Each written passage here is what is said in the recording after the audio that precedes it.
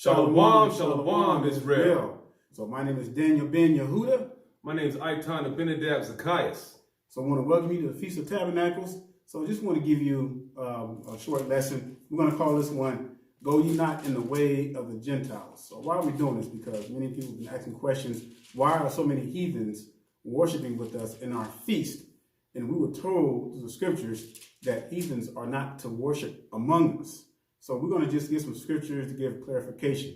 So brother, go ahead and lead us out. All right. The first precept we're going to get today is going to be Acts 10:28. And it reads, And he said unto them, Ye know how it is an unlawful thing for a man that is a Jew to keep company or come into one of another nation. But God has showed me that I should not call any man uncommon or unclean. Now this is concerning the story of Cornelius, right? When the Lord had told Peter that he should not go unto any other nation, he didn't understand that this meant the heathens and all the rest of them, not the 10 tribes who have been separated from the northern and the southern tribe. All 10 tribes at this point, when Yahushua came and died on the cross for our sins, he granted us mercy and repentance. So this is what he's talking about when he says he should send no man uncommon or unclean. Okay? So the precept to that, where the Lord has told him not to go into any heathens and teach them, would be Matthew 10 and 5. Brother, would you mind reading that for me? Yeah, absolutely. So Matthew 10, and starting with verse 5, it says, These 12 Yeshua sent forth and commanded them, saying, Go not into the way of the other nations, and into any city of the Samaritans enter ye not, but go rather to the lost sheep of the house of Yasharel. And as ye go, preach, saying, the kingdom of Yahuwah is at hand. And so I'm going to give another witness to this. And so let's go to Matthew chapter 15 and 24. All right, I'll take that over for you. Okay. Matthew 15 and 24. The book of Matthew, chapter 15 and verses 24. And it says, But he answered and said, I am not sent. But he answered and said, I am not sent, but unto the lost sheep of the house of Israel. Yeah. What does that mean, y'all? What does that mean to you, brother? It means that the Most High, when Hamashiach came, he only came for his own people. And that's the way he meant it. And you know, when you think about it, when has he ever dealt with a heathen? Never. Unless he was, taken in. That's about the only time when he was taken in to be arrested. There's in the scripture you cannot find one account throughout all of Hamashiach's testimony that he ever told a heathen that salvation was for him. Or just like you see these street preachers. You never seen the Hamashiach out there telling these heathen, hey, you're going to get put to death, you're going into captivity, this, that, and the third. That is against scriptures. That is against scriptures. And just to prove that, right, we'll go to Matthew 7 and 6. Matthew chapter 7 and 6. I can read that one for you. I got that one up already. All right, Matthew 7, chapter 7 and verse 6. It says, Give not that which is holy unto dogs. What did it say, brother? Give not that which is holy unto dogs. Neither cast ye your pearls before swine, lest they trample them under their feet and turn again and rend you. Now, that's a serious note, brother, because I know for a fact, because my granddaddy raised hogs. I used to have to go out and feed them boogers. And you can feed them things.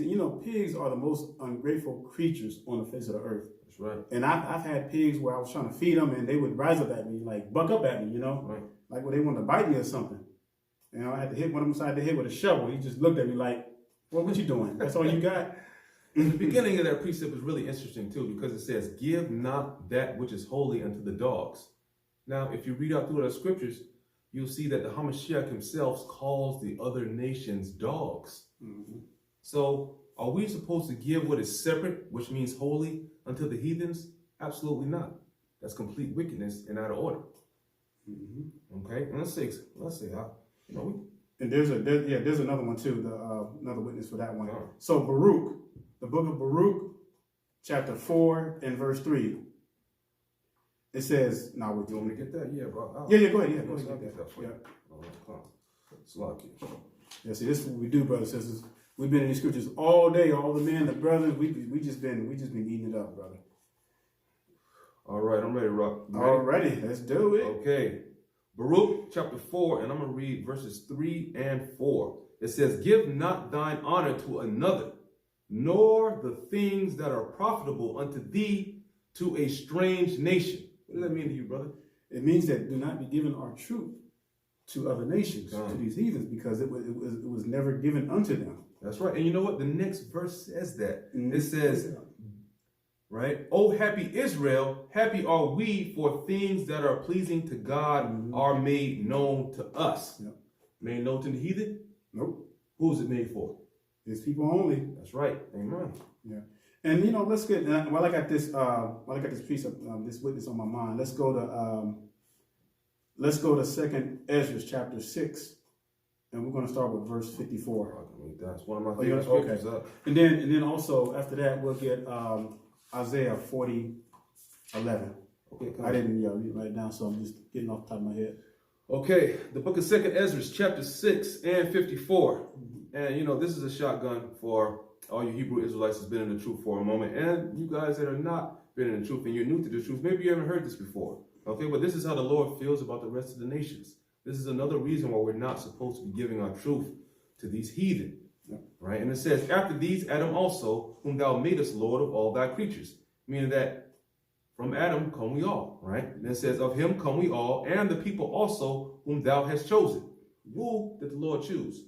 He chose Israel only.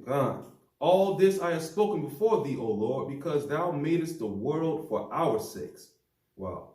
Right? The Lord made the whole world just for the Israelites, right?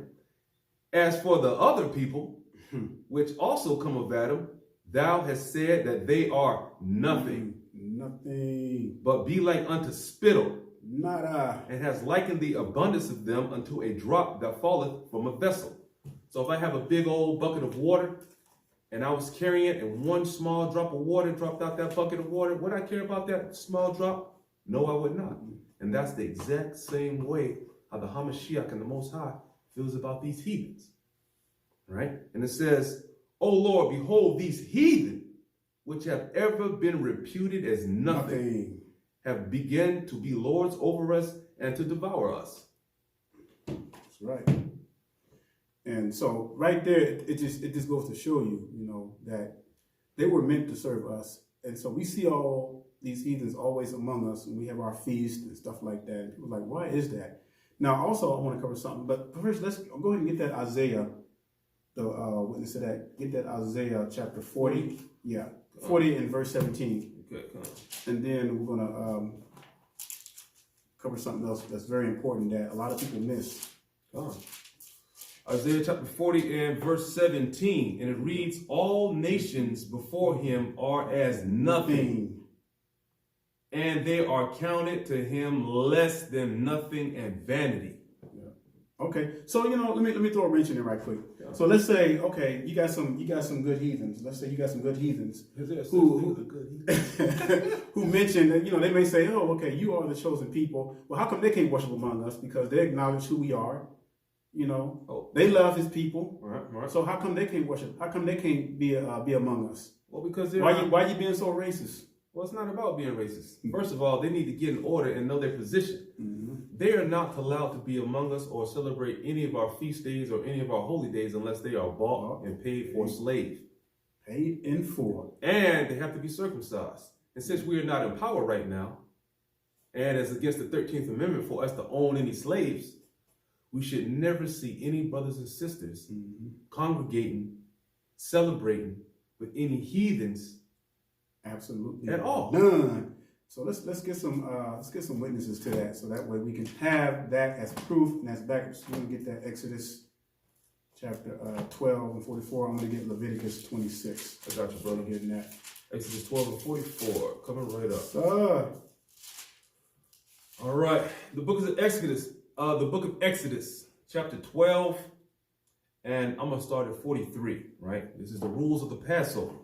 And it says, "And the Lord said unto Moses and Aaron, This is the ordinance of the Passover. There shall no stranger eat thereof, but every man's servant that is bought for money." What did it say? Every what? Every man's servant that is bought for money. Give it to him for free. No, bought for money. Okay. When thou hast circumcised him, then shall he eat thereof. A foreigner and a hired servant shall not eat thereof. Okay. Is that all that you want me to get, brother? Yeah, I'm gonna get Leviticus. Okay, so I'll give a witness on to that one. So that way people will see with their own eyes. So Leviticus, because people would like to say that, well, the heathens can take part among us, but they miss that part. They have to be bought. They have to be purchased. They have to be our possessions. Then they can become an extension of ourselves. But we are in captivity, so we don't own no one. We don't own anything. So even when you read the fourth commandment, for example, what does it say? Remember this. Remember the Shabbat day to keep it holy. That's right. Thou shalt not do any work. Thou, nor thy sons, nor thy daughters, nor thy what? Nor thy maidservants. That's right. Nor thy manservants, nor thy cattle. So in other words, our people had servants that they had. So Lucky, brother. You said that, nor the cattle. Yep. You know why? It said the cattle are in the same category as the manservants and the maidservants. They belong and they were bought and paid for to Israelites. Yep. Go ahead, brother. All right, so let's get Leviticus 25. All right. Leviticus 25. So make sure you're writing these scriptures down because we're not going to have all these on the screen. So we're doing this straight up. Leviticus, you can get that. Leviticus 25 and start with, go ahead and read 45 and 46. Leviticus 25, 45 through 46. Got it. All right. Leviticus chapter 25. Verses 45 and 46. Moreover, the children of the strangers that do sojourn among you, of them ye shall buy, and of their families that are with you, which they begat in your land, and they shall be your possession. What is a possession? It means you own them. That's right. They yours. That's right, brother. Your property. That's right. And ye shall take them as an inheritance for your children after you, to inherit them for a possession. And they shall be your bondmen forever. And over your brethren, the children of Israel, ye shall not rule over one another with rigor. That's right. That's right. So you know how you read the New Testament where Paul speaks about, slaves obey your masters and what have you. There's like 5 witnesses. I'm not going to cover them today though, but what the heathens did, they turned that around and applied it to us. But because even back in Jerusalem before 70 AD, before our forefathers fled out of there, guess what? Our people had servants. They had possessions, and they were servants. That's right. But see, the heathens don't want you to know that. They want you to make believe that we were swinging on vines and living in caves and holding spears and what have you. No deodorant and all that kind of stuff. Walking around funky and what have you. But, our people, we had all kinds of possessions, So get one precept, right? Absolutely. Because I do notice that a lot of brothers, they like to come with this precept right here, and they try to say that it's okay, to go out and, street teach the other nations and tell them what their judgment is, right? And they like to use this precept a lot. We're going to go to Matthew 24:14. Okay. Matthew chapter 24 and 14. Do you want to read that for me, brother? Absolutely. Let me get that for you right quick. Right. And so, Israel, this is wickedness. And you see brothers out there, this is, we have to learn how to come out of our feelings, right? And then straight stick to the scriptures. That's right. Right? The scriptures is, all of us Israelites, all of us so-called Negroes, right? All the true, real biblical Israelites. Scattered to the 4 corners. Amen. That fit all the curses of the Bible, right? We have to learn how to congregate among each other and love each other. Right? What was that 24 and verse 14? 24:14? God. Okay. So the book of Matthew, chapter 24, and let's look at verse 15, right? 14. Okay. Stop here. And this gospel of the kingdom shall be preached in all the world for a witness unto all nations, and then shall the end come. That's right. All nations. That's right. That means all 12 tribes that are scattered to the 4 corners, because each tribe is a nation. Right. And like what a lot of brothers they like to use, they say that in this gospel of the kingdom shall preached in all the world. Right? All the world of what? It's not talking about all the earth, right? It's talking about all the world of Israel. Right? And then we can get a precept of that. We can go to Isaiah 45 and 17.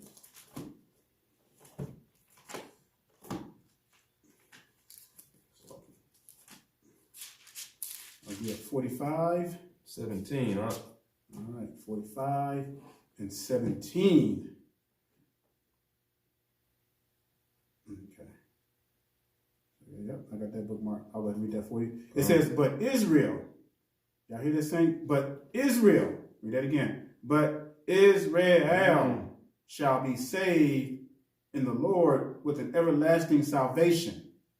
Ye shall not be ashamed nor confounded, world without end. What without end? World without end. So, when we go back to the precept of Matthew 24:14, when it says, and this gospel of the kingdom shall be preached in all the world, it's talking about all the world of Israel, the northern and the southern tribes. Right. Okay? What else you got out? Yeah. So I just want to bring some out. So we covered the two witnesses about heathens not worshiping among us unless they've been purchased and bought. And here's the thing I got, Zion. Why is it that our people can never go without having some heathens among us? Because we work with them every day. We drive everywhere we go, we see them. We go to the store every day, we see them. How come we can't just enjoy our own feast with our own people? Why do you absolutely have to have heathens in your congregations? Why? That's the question. Why is that, brother? I'm gonna ask you. You know what, I'm still confused. Why are we in captivity? Because of the sins of our forefathers. That's right. And their unwillingness to come out from those heathen. Mm-hmm. You know, it's the same situation that you have today. That's right. It's the same situation that you had yesterday, and the day before that, and 2,000 years ago. Right. Our brothers and sisters, we just cannot, for some reason, learn to love ourselves and obey the Lord's statutes and commandments that we always want to emulate and congregate and be around these nasty, wicked, unclean heathen. I'm so glad you brought that up, brother. Love ourselves. So the greatest two commandments, how much I gave, what was it? Love the Most High with all your heart, all your soul, and all your strength. That's right. And then the rest, love the second, love your neighbor as yourself. We are supposed to be loving our own people. And all of the 613 laws fall in that, Zion. That would include the feast, the righteous acts of the Most High. And this is love. And this is love, Israel. You know, for you brothers out there that have been doing this, don't look at this lesson as like we're getting on you. This is love that we're showing you, because we want everyone to have the same frame of mind. We have to come out from celebrating among these, these Mexicans and all these other fake heathens that they are now trying to include with the heritage. Mm-hmm. It said in Deuteronomy 7:6 that we are above all nations. All nations. That's right. Who's above all nations? Who's the fastest? Who's the smartest? Who's the so-called Negroes? Oh, wait a minute, brother. That's being racist, though. You know, we're putting ourselves above the other nations. That's racist. Man, listen, we don't even have the capability to be racist right now. That's right. We're at the Lord bottom. is a separatist. That's right. The Lord is a separatist, and he loves his people. That's and right. we need to start loving ourselves like the Lord loves us, so we can hurry up and get out of this captivity. So bottom line, Zion, we got to get back to loving our brothers and sisters. You know, and it's interesting. I wish I would have recorded the discussions we've had. Zion, we've been having discussions all day ever since we got here on Wednesday. We've been having discussions all day. I haven't even recorded a third of the stuff that we've been doing. Not even a smidget. But brother, how long we been up just with the other brothers, just studying this word? I mean, it's been phenomenal. We've hardly been getting any sleep. We've been studying so hard. And here's the thing about Sukkot. When you read Leviticus 23 and 40 through 44, what does it say in the Bible that you have to have classes, you have to have a certain schedule type thing? You know, all we've been doing is getting into the scriptures. The brothers been coming together. We got some young lads with us. We got from 19-year-old down to the age of 9. That's right. We get these little brothers together. We start studying the scriptures with them. We was up with one brother by the little fire, almost 2 o'clock in the morning. That's right. You know, I mean, it's just been a blessing, Zion. So look, we got to get back to loving our own people. And if we want the mysteries, to understand more of the mysteries of the Most High, we got to start keeping these laws, commandments, and statutes, Zion. So we're not 11:10. Psalms 111:10. That's right. So with that being said, brother, you got anything you want to add and say? Not really, brother. You said it all. You said it all that we need to say. Okay. Just Israel, I say it again, we need to start loving our own people. Got to. It's a beautiful thing. Got to. It's a beautiful thing to have woolly-haired brothers and sisters and to be able to congregate with them and, just to be able to love our own people. It's the second greatest commandment. And I'm gonna tell you something, Zion. Just being out here with our own people, it's been I can't explain it. I really can't, and I'm lost for words, brother. I am, man, and it's just beautiful, seeing the women happy, talking together. They've been breaking it, they've been chopping it up in the word with the sisters and what have you. So this is what we've been doing all day. All praises. So with that being said, I want to say shalom. That's right. And stay strong. Remember, Zion, keep loving your brothers and sisters, and we're gonna leave you with Revelation 14:12. All right. All right. Shalom.